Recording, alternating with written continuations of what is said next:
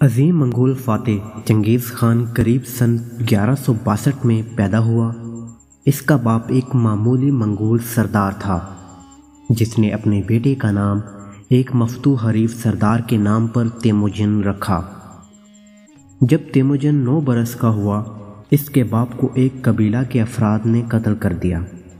اگلے چند برس خاندان کے بقیہ افراد ایک مستقل خطرے کے تحت پوشیدہ رہے۔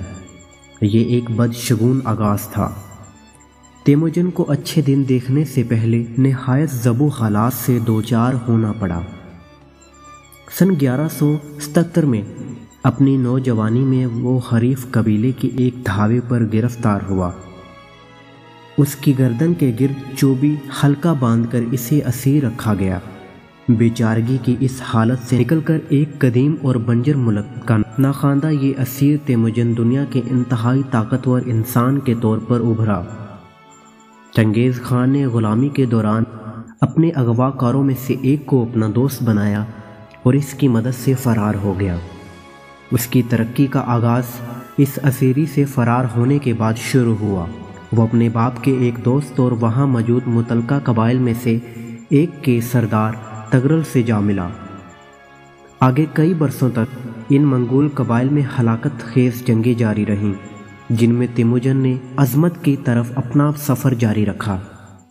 منگولیا کے قبائل کی ایک وجہ شہرت یہ ہے کہ وہ ماہر گھڑ سوار اور تند خو جنگجو ہیں۔ تاریخ میں ہم دیکھتے ہیں کہ وہ شمالی چین پر مسلسل حملے کرتے رہے۔ تیموجن سے پہلے متعدد قبائل اپنی توانائیوں کو ایک دوسرے کے خلاف جنگ و جدل میں صرف کرتے تھے۔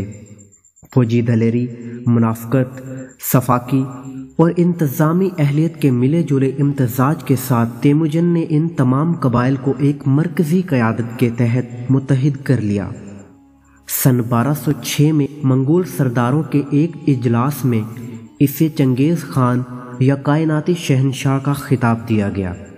یہ فوجی محب قوت جو چنگیز خان نے جمع کی تھی ہمسایہ اقوام پر چڑھ دوڑی۔ یہ مقابلے جاری تھے کہ چنگیز خان اور خوارزم شاہ محمد کے بیچ ٹھن گئی جو ایران اور وسطی ایشیا میں ایک بڑی سلطنت کا بادشاہ تھا۔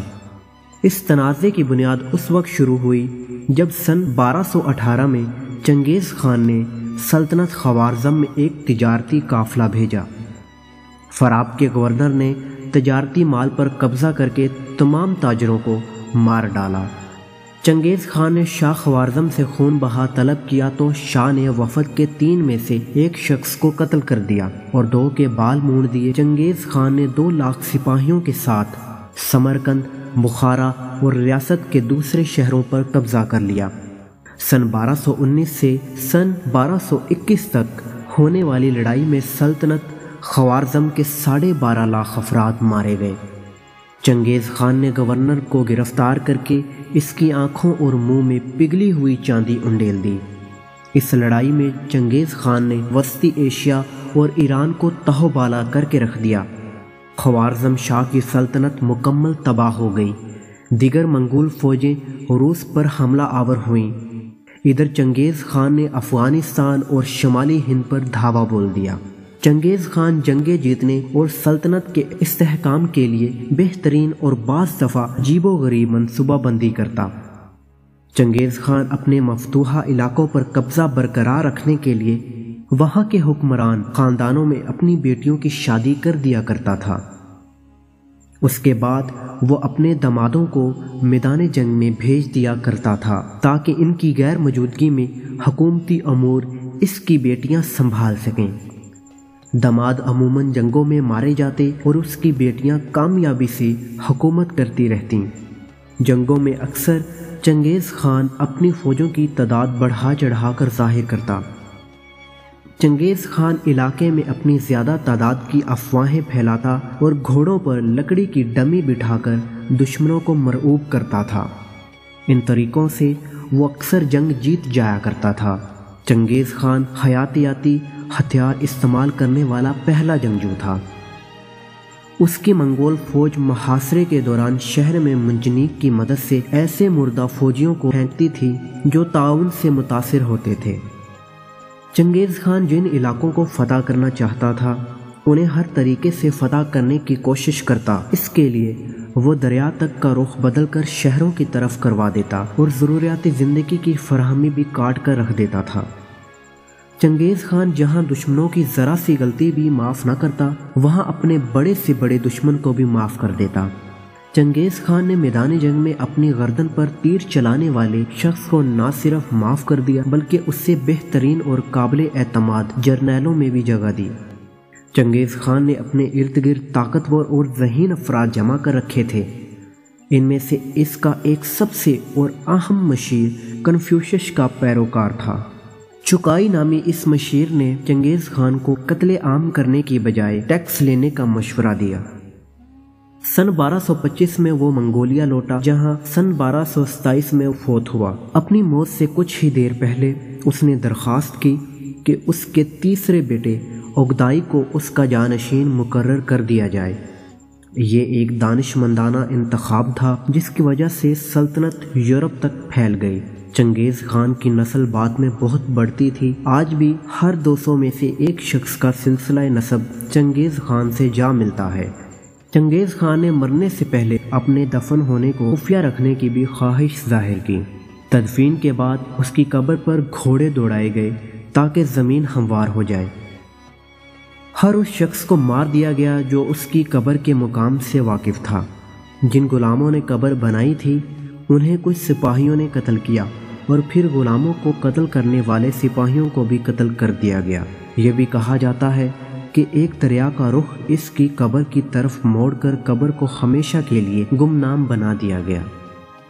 سن 2012 میں وفات پانے والے ایک ماہر آثار قدیمہ ماورے کراؤٹوس نے چنگیز خان کی قبر کی تلاش میں 40 سال لگائے، لیکن وہ قبر کے قریب و جوار کے بارے میں بھی نہیں جان سکا۔ چنگیز خان کے بعد اوگدائی کی زیر قیادت منگول فوجوں نے چین میں پیش قدمی جاری رکھی، روس کو پامال کیا اور آگے یورپ میں نکل گئیں۔ سن 1241 میں منگول فوجوں نے جو بودا پاس تک پہنچ چکی تھی، پولینڈ، جرمن اور ہنگری کی فوجوں کو تباہ و برباد کر دیا۔ منگول فوجیں یورپ سے لوٹ آئیں اور کبھی ادھر واپس نہ آئیں۔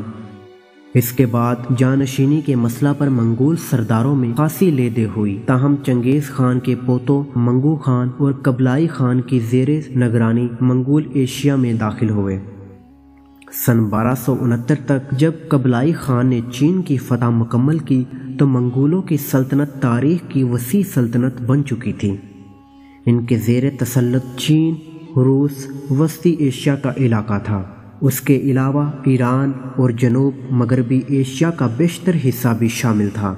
ان فوجیوں نے پولینڈ سے شمالی ہند تک کامیابی کے جھنڈے گاڑے، جبکہ کوریا، تبت اور جنوب مشرقی ایشیا میں قبلائی خان کی بادشاہت قائم ہوئی۔ اس دور میں موجود آمد و رفت کے قدیم ذرائع کی موجودگی میں ایسی عظیم سلطنت تادیر قائم نہیں رہ سکتی تھی، سو جلد یہ حصوں میں تقسیم ہو گئی۔ تاہم ریاستوں میں منگول حکومت طویل عرصہ تک جاری رہی۔ سن 1368 میں منگولوں کو چین کے بیشتر حصوں سے خارج کر دیا۔ روس میں ان کی اقتدار کی عمر دراز ہوئی۔ وہاں چنگیز خان کے پوتے باتو خان کی سلطنت کو بالعمول سنہری جرگہ کا نام دیا جاتا تھا۔ یہ 16ویں صدی تک قائم رہی، جبکہ کریمیا میں یہ اقتدار سن 1783 تک باقی رہا۔ چنگیز خان کے دیگر بیٹوں اور پوتوں نے وسطی ایشیا اور ایران میں سلطنتیں قائم کی۔ ان دنوں علاقوں کو 14ویں صدی میں تیمور لنگ نے فتح کیا، جو خود منگول نسل سے تعلق رکھتا تھا اور خود کو چنگیز خان کا جانشین کہلاتا تھا۔ تیمور لنگ کی بادشاہت کا اختتام 15ویں صدی میں وقوع پذیر ہوا، لیکن یہ تمام منگول فتوحات اور اقتدار کا خاتمہ نہیں تھا۔ تیمور لنگ کے پڑپوتے بابر نے ہندوستان پر حملہ کیا اور مغل یا منگول سلطنت کی بنیاد رکھی۔ بالآخر مغل حکمرانوں نے تمام ہندوستان پر قبضہ کیا اور یہ اقتدار 18ویں صدی کے وسط تک قائم رہا۔